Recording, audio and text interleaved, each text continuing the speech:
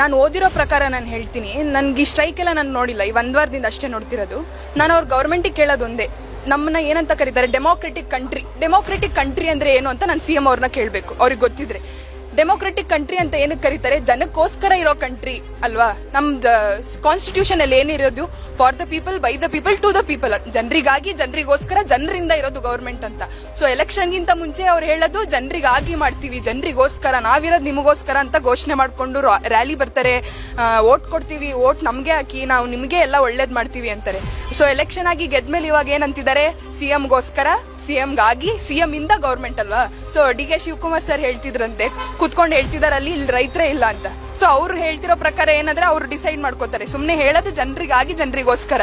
Final ಅವ್ರು decide ಮಾಡೋದೇನು, ನಾನು ಹೇಳ್ದಂಗೆ, ನಾನು ಹೇಳಿದ್ರೆ ಇಲ್ಲಿ ರೈತರಿಲ್ಲ, ನಾನು ಹೇಳಿದ್ರೆ ಇಲ್ಲಿ ಡೆವಲಪ್ಮೆಂಟ್ ಆಗ್ಬೇಕು. ಅವ್ರಿಗೆ ನಿಜವಾಗ್ಲೂ ಡೆವಲಪ್ಮೆಂಟ್ ಆಗ್ಬೇಕು ಅಂತಿದ್ರೆ ನಮ್ಮೆಲ್ಲ ರೈತರ ಮಕ್ಳಿಗೆ ಅವರೆಲ್ಲ ಸೋಲ ಮಾಡಿ, ಇವಾಗ ನಮ್ಮ ಅಪ್ಪ ಅಮ್ಮಗೆ ಈ ಸರಿ ಬೆಳೆ ನೀಟಾಗಿಲ್ಲ, ಸಾಲ ಮಾಡ್ತಾರೆ ಅಲ್ವಾ. ಸಾಲ ಮಾಡಿ ನನ್ನ ಮಕ್ಳು ಫೀಸ್ ಕಟ್ಟಬೇಕು ಅಂತ ಓದಿಸ್ತಾರೆ, ಅಥವಾ ಮೆಡಿಸನ್ ಬೇಕಾ ಮೆಡಿಸನ್ ಮಾಡ್ತಾರೆ. ಅದೇ ಆ ಮಕ್ಳಿಗೆ ಫ್ರೀಯಾಗಿ ಸ್ಕಾಲರ್ಶಿಪ್ ಕೊಡ್ಲಿ, ಅದಲ್ವಾ ಡೆವಲಪ್ಮೆಂಟ್. ಏನಿರೋದು ಡೆವಲಪ್ಮೆಂಟ್ ಅಂದ್ರೆ ಅದು. ಇಲ್ಲಿ ಹಾಸ್ಪಿಟಲ್ ಇದೆ, ನಮ್ಗೆಲ್ಲ ರೋಡ್ ಚೆನ್ನಾಗಿದೆ, ಎಲ್ಲ ಬೇಕಾಗಿರೋದೆಲ್ಲ ಸಿಗ್ತಿದೆ, ನಮ್ದೇನ ಅಷ್ಟು ಹಳ್ಳಿ ಅಲ್ಲ.